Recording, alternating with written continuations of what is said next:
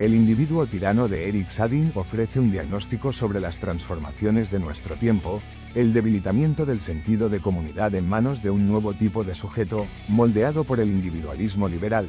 Sadin identifica la emergencia del individuo tirano, una figura que encarna la radicalización de la autonomía individual hasta sus límites más extremos, donde la autoafirmación constante y el narcisismo digital se erigen como ejes rectores de la experiencia social. Este sujeto, cuyo horizonte es la exposición de sí y la conquista de visibilidad, ya no reconoce límites ni referencias colectivas. Se concibe a sí mismo como medida absoluta de lo real, desplazando cualquier mediación institucional, política o comunitaria. El espacio público se reduce así a un monólogo que no busca el entendimiento, sino la reafirmación, el impacto y el control simbólico.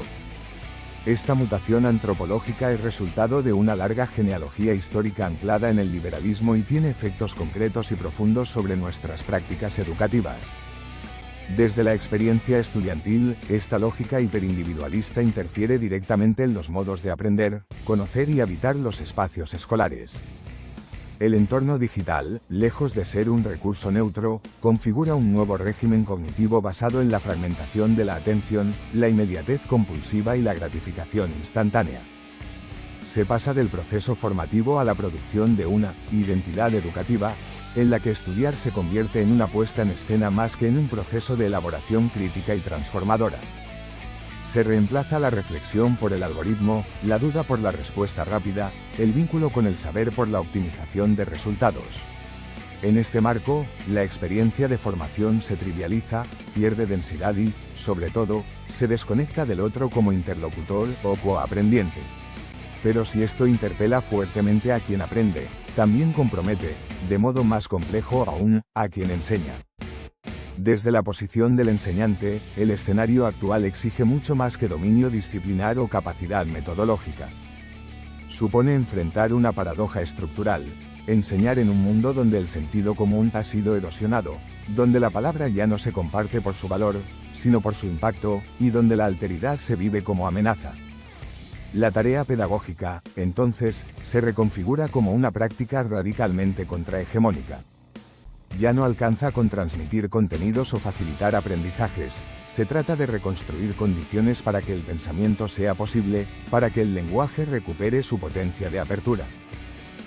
En este punto, la pregunta filosófica de Sadin adquiere toda su fuerza política: ¿qué sucede cuando el yo se erige como única referencia de sentido, cancelando todo horizonte de colectividad? La educación tiene, en este contexto, el desafío urgente de retomar esa pregunta, no como interrogante abstracto, sino como núcleo didáctico y ético. ¿Cómo se enseña en una cultura que promueve la autoexplotación disfrazada de libertad? ¿Cómo se acompaña un proceso formativo en el que el otro ha sido reducido a espectador o enemigo simbólico? ¿Qué formas de pedagogía son posibles cuando el mundo común ha dejado de ser evidente? Frente a estas tensiones, la práctica educativa se transforma en una forma de contraeducación del yo tiránico. Es decir, en una intervención destinada a interrumpir las lógicas de autocomplacencia, de cancelación del disenso, de intolerancia a la diferencia. Implica volver a pensar el aula como espacio de descentramiento, como territorio donde el estudiante no se reafirma, sino que se cuestiona, donde el saber no se acumula, sino que se comparte, donde el otro no es enemigo, sino condición de posibilidad.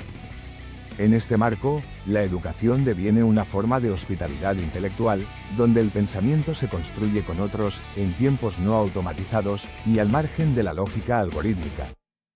Enseñar y aprender se convierten así en actos profundamente políticos, no porque repitan consignas ideológicas, sino porque abren fisuras en el orden establecido, interrumpen los automatismos del presente y convocan a imaginar otros modos de estar juntos.